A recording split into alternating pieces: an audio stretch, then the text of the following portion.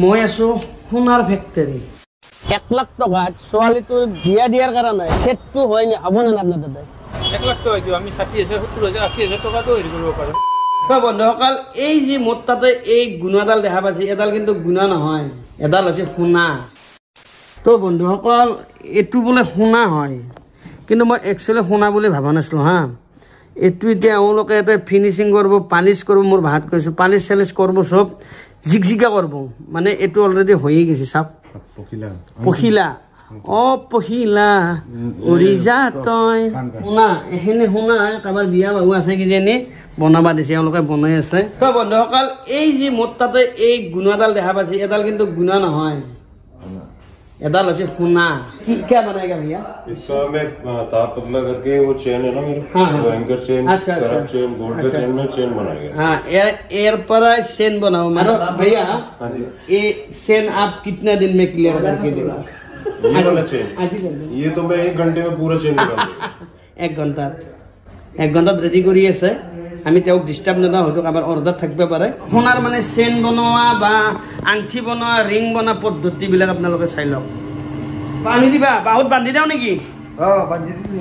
বহুত বান্ধি দাও সব গুণা টাইপ সোনা লাগছে চাই লওক তো বন্ধুসকল মানে কি মই আছো সোনার ফ্যাক্টরি 30 টা মান মেশিন হবো কিন্তু সব গলর চেন বনা মেশিন এটা এলোকা পুরা অল ওভার নর্থ ইস্টত হোলসেলারত সোনা বিক্রি করে জুয়েলারি আৰু সোনা বিক্ৰি কৰে একে কথা মই নলবেৰে ভাত কৰিছো সেই কাৰখানাত মই উপস্থিত আছো কানত পাছা হক নাকসাকে হক তেওঁলোক সব মানে বনোৱাটো বেলেগ বেলেগ আজি আইছো যেহেতু কত সোনা সোনা পৰি থাকা নাই কিন্তু খালি লোৱাহি পৰি আছে এইটো দেখা পাছি না এটো মানে ডিজাইন গিলা লাস্টিং কৰে এতে এইবিলাক সব আজিকালি এটা বিয়াৰ সিজন মানে পিন্ধি দেখে দাও 1982 চনত স্টাৰ্ট কৰছিল এই দীপক দাৰ দেউতাক হয় তেহেত আজি আমাৰ মাজত নাই যিকিনো এটা ছোৱালী বিয়া দিবা লাগিলে 3 লাখ মান টকাৰ সোণা লাগে হে 3 লাখ টকাৰ সোণা যদি ডাঙৰ দোকানত কিনবা গেলে 3 লাখ টকা দি কিনে আনবা লাগে যদি এখন দোকানত আহি কিনে যদি আপনি 2,60,000 বা 80,000 ত পাবো বা 90,000 ত পায় 10,000 টকা হলে আপনার সেভ হবো আমি কেন কাম আহক দোকানত যাই দেখে আছো তো বন্ধুসকল মই বৰ্তমান আছো মধুশ্ৰী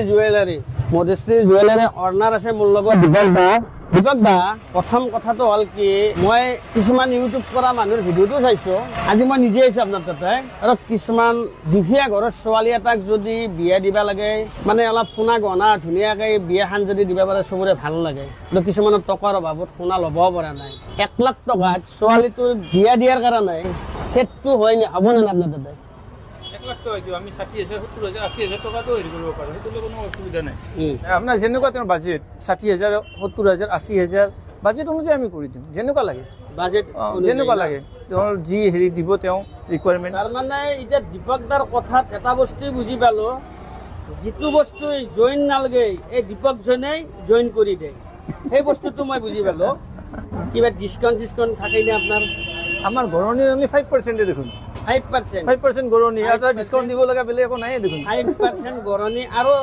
এটো কি আছিল হলমাৰ্ক তাৰ বিষয়ে অলপ কব মইও নাজনো কিন্তু হলমাৰ্ক মানে 2000 চনৰ এপ্ৰিলত চৰকাৰে এটা মানে সিদ্ধান্ত লৈছিল যে হলমাৰ্কিং সিস্টেমটো আহিব লাগে বুলি আমি 2001ত আমি এপ্লাই কৰিছিলো 2002ত আমি নৰ্থ ইষ্টৰ প্ৰথম হলমাৰ্কিংৰ লাইসেন্স আমি পাইছিলো একেলগতে জানুৱাৰী 18 তাৰিখে দুজনে পাইছিলে আমি পাইছিলো আৰু মানিকচন্দে পাইছিলে সেইটো ফাৰ্স্ট হলমাৰ্কিং হলে কি থাৰ্ড পাৰ্টি এসুৰেন্স হল মানে বস্তুটো ঠিকে আছে নাই তো অনলাইনৰ পৰা যেটো আপোনালোকে আনব যে মোক এটো মোৰ পছন্দ আছে আপোনালোকে খালি দি গেলি হল সেই ডিজাইনতে বনাই দিব এটো জানা এতিয়া আমি দোকানৰ ভিতৰত দেখাই দিম বেছি টাইমৰ কাৰণে আনাই যেটো বহুত ভিৰ আছে কাকো সুবিধা দিবাৰ মন নাই এটো কাৰণে দীপক দা বাইজতে কথা হানি ললো এটা দীপক দা হাতৰ দোকান আৰু দীপক দা আবো আপনি কথা পাতি লওক আবো তো দীপক দা আহি আছে মানে এফাল দি যে হেফাল দি অলপ দূৰ হৈছে মানে আমি জানাই বঙাইগাঁও হৈ গুৱাহাটী যাওঁ আনছি নলবাৰী পেৰে আৰু দীপক দা আপোনাৰ লগত দোকান এটাই আছে আৰু বেলেগত আমাৰ এনেতো আছে থাকাত আমাৰ ইউ আৰু পাঠশালাটো আমাৰ আগতে ব্ৰাঞ্চ আছে কিন্তু এটা আমি যোৱা নহয় দুটা ঢুকোৱাৰ পিছত আমাৰ মানে অলপ অসুবিধা ইয়াতে মানুহ লাগে বহুত মানে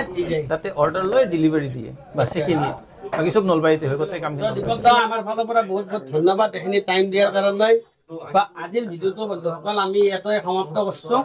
আপোনালোকৰ যদি ভিডিঅ'টো চাই ভাল লাগে বা কাৰোবাৰ সোমাই কিনিবৰ মন আছে তেতিয়াহ'লে আপোনালোকে ইয়াত আহিব পাৰে মই দীপক দাৰ নম্বৰটো দিম তাতে স্ক্ৰীণত নম্বৰটো দি ফোন কৰি কিনে যোগাযোগ কৰিব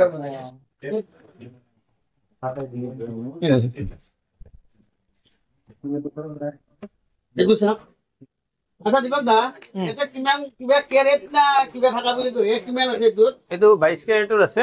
22 কেৰেটৰ আছে এইটো 13 গ্ৰামত আছে 22 কেৰেটৰে এইবিলাক চব 22 কেৰেটৰে সব 22 কেৰেটৰে হয় সোণৰ প্ৰাইচটো আমি এনে ধৰণত ওলাব পাৰোঁ যিটো ওজনৰ লগত ৰেটটো পূৰণ কৰা হয় আৰু ৰেটটো বেলেগ বেলেগ হয় কেৰেট ৱাইজ 22 কেৰেটৰ ৰেটটো বেলেগ হ'ব 18 কেৰেটৰ ৰেটটো বেলেগ হ'ব সেই কেৰেট ৱাইজ ৰেটটোৰ লগত ওজনটো পূৰণ কৰি তাৰ লগত মেকিং চাৰ্জটো প্লাছ কৰি সোণৰ দামটো ওলোৱা হয় জয় অসম